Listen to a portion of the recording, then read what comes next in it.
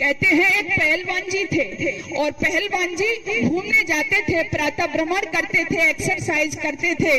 तो जैसे ही वो घूमने के लिए जाते थे, रास्ते में कुछ वृक्ष उनको मिलते थे। तो जब वृक्ष मिलते थे तो उनसे वो लटकते थे, जूझते थे, तो वृक्ष हिलना शुरू कर देते थे, क्योंकि पहलवान जी थे, बहुत ताकत भी थी शरीर में। लेकिन कुछ समय व्यतीत हुए और उसके बाद में उनका विवाह हो गया।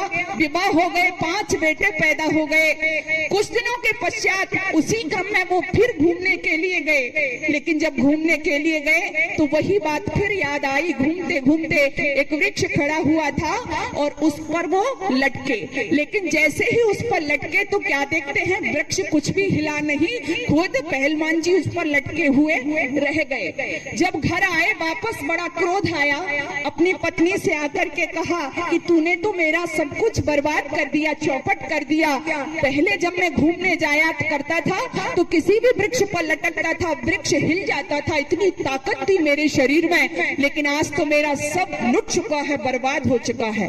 पत्नी मुस्कुराई और कहा कि घबराइए नहीं, तुम्हारे कितने बेटे हैं? 5 पुत्र हैं। 5 पुत्रों को बुलाया और 5 पुत्रों को पहलवान जी के साथ में किया और साथ में करके कहा कि अब जाइए। पहलवान जी 5 पुत्रों को लेकर के जहां पर पहले गए थे, घूमने के लिए जाते थे, जो वृक्ष खड़ा हुआ था वहां पर पहुंच गए और 5 बेटे और खुद जब उस पेड़ की डाली से लटके तो पेड़ हिला नहीं बल्कि जड़ से ही उखड़ आया। पत्नी ने कहा कि देखा आपने, आपकी ताकत कहीं गई नहीं है बल्कि आपके 5 पुत्रों में ये बट गई है। ठीक सज्जनों, मैं आपसे भी कहना चाहती हूँ, हमारी भी ताकत कहीं गई नहीं है बल्कि हमारी जातिवाद, गोत्रवाद, है ना, धर्मवाद, महजवाद में बट गई है। इस सब से ऊपर होकर के हम अपने महापुरुषों से प्रेरणा लें और आगे बढ़े।